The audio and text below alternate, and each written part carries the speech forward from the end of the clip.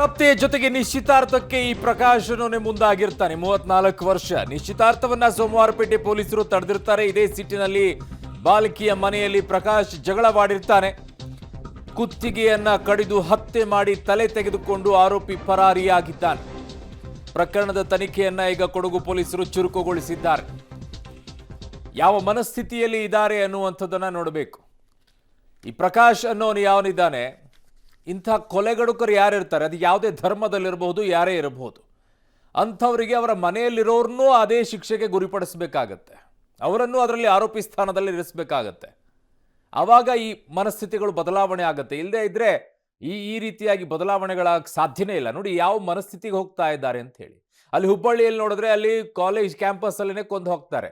ಇಲ್ಲಿ ಇನ್ನೊಬ್ಬನು ಪ್ರಕಾಶ್ ಅನ್ನೋನು ತಂದೆ ತಾಯಿಯ ಮುಂದೆನೇ ಮಗಳ ರುಂಡವನ್ನ ಕಟ್ ಮಾಡಿ ಆ ರುಂಡವನ್ನ ತೆಗೆದುಕೊಂಡು ಹೋಗ್ತಾನೆ ಅನ್ನುವಂಥದ್ದಾದ್ರೆ ಯಾವ ಮನಸ್ಥಿತಿಗೆ ಹೋಗ್ತಾ ಇದೆ ಅಂತ ಹೇಳಿ. ಪ್ರೀತಿ, ಮದುವೆ, ಇದರ ಅರ್ಥನೇ ಗೊತ್ತೇ ಇಲ್ದಿರುವಂಥ ಮನಸ್ಥಿತಿಯಲ್ಲಿ ಇದ್ದಾರಾ ಅಂತ. ನನಗೆ ಬೇಕು ಅಂದ್ರೆ ಬೇಕು, ಇಲ್ಲದೆ ಇದ್ರೆ ನೀನು ಬೇಡ, ಸಾತ್ತೋಗು ನೀನು ಅಷ್ಟೇ ಅನ್ನೋ ಅಂಥ ಮನಸ್ಥಿತಿಗೆ ಹೋಗ್ತಾ ಇದ್ದಾರೆ ಅಂತಂದ್ರೆ ಏನಾಗ್ತಾ ಇದೆ ಸಮಾಜದಲ್ಲಿ, ಯಾವ ಪರಿಸ್ಥಿತಿಗೆ ಹೋಗ್ತಾ ಇದೆ ಅನ್ನುವಂಥದ್ದನ್ನ ಅರ್ಥ ಮಾಡ್ಕೊಳ್ಬೇಕು. ಇಂಥವರಿಗೆ ಕಠಿಣ ಶಿಕ್ಷೆಯನ್ನ ಕೊಡುವ ಮಟ್ಟದಲ್ಲಿ ಸರ್ಕಾರ ಕ್ರಮವನ್ನು ತೆಗೆದುಕೊಳ್ಳೋದೇ ಇದ್ರೆ ಇಂಥವರಿಗೆ 1 ವರ್ಷ, 2 ವರ್ಷ, 3 ವರ್ಷ, 4 ವರ್ಷ ಕೋರ್ಟ್ಗಳಲ್ಲಿ ಇದರ ವಾದ ಪ್ರತಿವಾದಗಳು ನಡೀತಾ ಹೋಗ್ಬಿಟ್ರೆ ಯಾರಿಗೂ ಈ ಭಯ ಬರೋದಿಲ್ಲ. ಆಮೇಲೆ ಒಂದು ಸ್ವಲ್ಪ ವರ್ಷ ಜೈಲಲ್ಲಿ ಇರ್ತಾನೆ, ಆಮೇಲೆ ಆಚೆ ಬರುವಂಥ ಪರಿಸ್ಥಿತಿ ಆಗುತ್ತೆ. ಆ ಹೆತ್ತವರು ಅವನ ಮುಂದೆ ಅವ್ನು ನೋಡ್ತಾ ಇರಬೇಕು ಕಣ್ಣು ಮುಂದೆ. ಪಾಪ ಅವ್ರ ಮಗಳಿರೋದಿಲ್ಲ, ಅವನು ಮಾತ್ರ ಓಡಾಡ್ತಾ ಇರ್ತಾನೆ ಅವ್ರ ಮುಂದೆನೆ. ಏನು ಅನಿಸ್ಬೇಕು ಆ ಹೆತ್ತವರ ಪರಿಸ್ಥಿತಿ, ಏನಾಗುತ್ತೆ ಆ ಹೆತ್ತವರಿಗೆ ಸಂಕಟ. ಈ ನಿಟ್ಟಿನಲ್ಲಿ actually my humble request, court ಆದರೂ ಇಂತಹ ವಿಚಾರಗಳಲ್ಲಿ ಒಂದು ಸ್ಪೆಷಲ್ ಇಟ್ಬಿಡಿ ಅದಕ್ಕೆ ಬೆಂಚನ್ನು. ಇಂತಹ ಪ್ರಕರಣಗಳನ್ನು ಇಮ್ಮಿಡಿಯೇಟ್ ಆಗಿ ಇಷ್ಟು ತಿಂಗಳುಗಳೊಳಗಡೆಗೆ ವಾದ ಪ್ರತಿವಾದಗಳನ್ನು ಮುಗಿಸೋ ರೀತಿಯಲ್ಲಿ ಮಾಡಿಸ್ಬಿಡಿ. ಹಂಬಲ್ ರಿಕ್ವೆಸ್ಟ್ ನನಗೆ. ಯಾಕಂತಂದರೆ ಹೆತ್ತವರ ಪರಿಸ್ಥಿತಿ ಏನಾಗುತ್ತೆ ಅಂತ ಹೇಳಿ. ಕೊಡಗಿನಲ್ಲಿ SLC ವಿದ್ಯಾರ್ಥಿನಿ ಹತ್ಯೆಯಾದ ವಿದ್ಯಾರ್ಥಿನಿ ತಂದೆ ಕಣ್ಣೀರಿಟ್ಟಿದ್ದಾರ್ರಿ. ಪಾಪ ಮಗಳ ಮದುವೆ ಮಾಡಲು ಸಿದ್ಧತೆಯನ್ನ ಮಾಡಿಕೊಂಡಿದ್ವಿ, ನಿನ್ನೆ ಅಷ್ಟೇ ನಿಶ್ಚಿತಾರ್ಥವನ್ನ ಮಾಡಿದ್ವಿ. ನಿಮ್ ತಪ್ಪಿಲ್ವಾ 16 ವರ್ಷಕ್ಕೆ ಅವಳನ್ನ ಎಂಗೇಜ್ಮೆಂಟ್ ಮಾಡ್ತಾ ಇದ್ದೀರಾ ಅಂತ ಹೇಳಿ?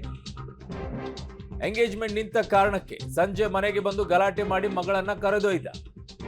ನಿಮ್ಮ ಮನಸ್ಥಿತಿ ಹೇಗಿದೆ ಅಂತ ತಂದೆ ತಾಯಿ ಎಂದು 16 ವರ್ಷಕ್ಕೆ ನೀವು ಅವಳ್ದ ಎಂಗೇಜ್ಮೆಂಟ್ ಮಾಡ್ತಾ ಇದ್ದೀರಾ, ಮದುವೆ ಮಾಡಿಕೊಡ್ತೀವಿ ಅನ್ನೋ ಮಟ್ಟಕ್ಕೆ ನೀವು ಹೋಗ್ತಾ ಇದ್ದೀರಾ ಅಂತಂದ್ರೆ ನಿಮ್ಮ ತಪ್ಪು ಇದೆಯಾ ಇಲ್ವಾ? ಅದರಲ್ಲಿ ನೀವು ಯಾವ ಮನಸ್ಥಿತಿಯಲ್ಲಿ ಇದ್ದೀರಾ? ತಂದೆ ತಾಯಿ ಎಂದಿರೋ ಓದ್ತಾ ಇದ್ದಾಳೆ, ಓದಿಸ್ಬೇಕು, ಒಂಚೂರು ಓದಿಸೋಣ, ಆಮೇಲೆ ನೋಡೋಣ. ಅಟ್ಲೀಸ್ಟ್ ರೂಲ್ಸ್ ಪ್ರಕಾರ 18 ವರ್ಷ ಆದರೂ ಕಂಪ್ಲೀಟ್ ಆಗಬೇಕಲ್ಲ. ಅಪ್ರಾಪ್ತಿಯನ್ನು ನೀವು ಮದುವೆ ಮಾಡಕ್ಕೆ ಹೋಗ್ತಾ ಇದ್ದೀರಾ, ಅದು 34 ವರ್ಷದ ಜೊತೆಗೆ. ಯಾವ ಮನಸ್ಥಿತಿ ಇದು ನಿಮ್ಮದು ಕೂಡ? ಹೆಣ್ಣು ಅಂದ ತಕ್ಷಣ ಮದುವೆ ಮಾಡಿ ಕಳಿಸ್ಬಿಟ್ರೆ ಅದು ಮುಗಿದೋಯ್ತು ಅನ್ನೋ ಮಟ್ಟಕ್ಕೆ ಹೋಗ್ಬಿಟ್ಟಿದ್ದೀರಾ ಎಲ್ಲರೂ ಅಂತ. ಹಲವು ಕಡೆಗಳಲ್ಲಿ ಪ್ರಕರಣಗಳು ನೋಡ್ತೀವಿ. 16 ವರ್ಷ 17 ವರ್ಷಕ್ಕೆಲ್ಲ ಮದುವೆ ಮಾಡಿ 18 ವರ್ಷಕ್ಕೆ ಮದುವೆ ಮಾಡಿ ಕೊಟ್ಬಿಡೋದು ಅಂತೆ. ಏನ್ರಿ, ಓದೋದು ಬೇಡವಾ? ಅವ್ರಿಗೆ ಯಾವುದು ಇಲ್ವಾ? ಅವ್ರಿಗೆ ಮನಸ್ಥಿತಿಗಳಿಲ್ವಾ? ಹೆಣ್ಮಕ್ಳಿಗೆಲ್ಲ ಓದಬೇಕು, ನಾನು ಒಂಚೂರು ದುಡಿಬೇಕು, ಕಾಲ ಮೇಲೆ ನಿಂತ್ಕೊಳ್ಬೇಕು, ಆಮೇಲೆ ನಾನು ಮದುವೆ ಆಗಬೇಕು ಅನ್ನೋ ಆಸೆ ಅವ್ರಿಗಿರಲ್ವಾ? ಹೆಣ್ಣನ್ನು ಹುಟ್ಟಿಸಿದ್ರಿ ಅಂದ ತಕ್ಷಣ ಮದುವೆ ಮಾಡಿಕೊಟ್ಬಿಟ್ರೆ ನಮ್ಮ ಜವಾಬ್ದಾರಿ ಮುಗಿದೋಯ್ತು, ಅವಳು ಏನಾದರೂ ಮಾಡ್ಕೊಂಡು ಹೋಗ್ಲಿ ಅತ್ಲಾಗೆ. Change your self. ಸಮಾಜದಲ್ಲಿ ಈ ಮನಸ್ಥಿತಿಗಳನ್ನು ಬದಲಾವಣೆ ಮಾಡ್ಕೊಳ್ಳಿ. 16 ವರ್ಷಕ್ಕೆ ಎಂಗೇಜ್ಮೆಂಟ್ ಮಾಡಕ್ಕೆ ಹೋದ್ರಂತೆ, ಅದು ನಿಂತಂತೆ, ಅದಕ್ಕೆ ಅವನು ಬಂದು ಕೊಲೆ ಮಾಡಿದ್ದಂತೆ. ಯಾವುದ್ರಿ ಇದು? ಥೂ.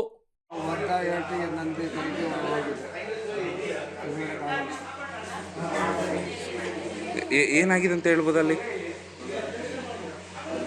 ಏನು ಮ್ಯಾಟ್ರ್ ನಡೀತು ಅಂತ ಗೊತ್ತೆ. ನಾನು ಹೋಗಿ ಮಲಗಿದ್ದೆ. ಫಂಕ್ಷನ್ ಆದ್ಮೇಲೆ ಎಲ್ಲ ಜನ ಎಲ್ಲ ಆ ಕಡೆ ಹೋಯ್ತಲ್ಲ, ನಾನು ಹೋಗಿ ಮಲಗಿದೆ. ಗೊಬ್ಬೆ ಕೇಳ್ತಾ ಇತ್ತು. ಬಂದೆ ಬರುವತ್ತಿಗೆ ಒಳಗಡೆ ಗೊಬ್ಬೆ ಹೊಡಿತಾ ಇತ್ತು. ನಾನು ಬಂದ ಜೋರು ಮಾಡಿದೆ.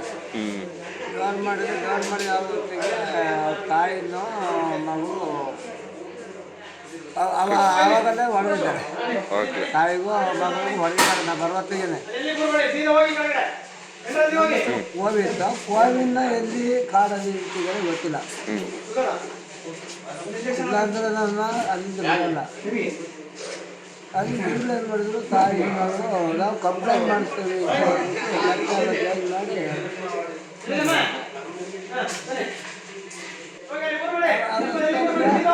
ಮನೆಯಿಂದ ಹುಡುಗ ಬಂದ.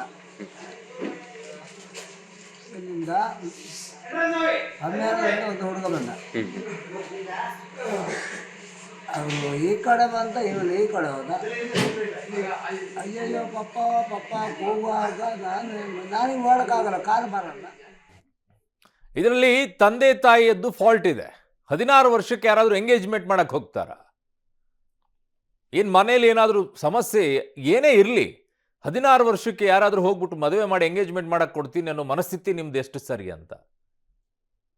ಏನ್ರಿ ಅವನು ಬಂದ ಅಂತೆ, ಅವ್ನು ನಿನ್ನ ಸಂಬಂಧಿಕನ ಏನು ಎತ್ತ, ಅವನು ಬಂದು ಕೊಚ್ಚಿ ಹೋಗೋ ಮಟ್ಟಕ್ಕೆ ಇವರಿಗೆಲ್ಲ ಧೈರ್ಯ ಬರುತ್ತೆ ಅಂತಂದರೆ ಕಾನೂನಿನ ಬಗ್ಗೆ ಭಯ ಇಲ್ಲ, ಏನೂ ಇಲ್ಲ, ನಾನು ಏನು ಮಾಡಿದ್ರು ನಡೆಯುತ್ತೆ ಅನ್ನೋ ಮನಸ್ಥಿತಿ ಸಮಾಜದಲ್ಲಿ ಅತಿ ಹೆಚ್ಚಾಗಿ ಬಂದಾಗ್ಬಿಟ್ಟಿದೆ.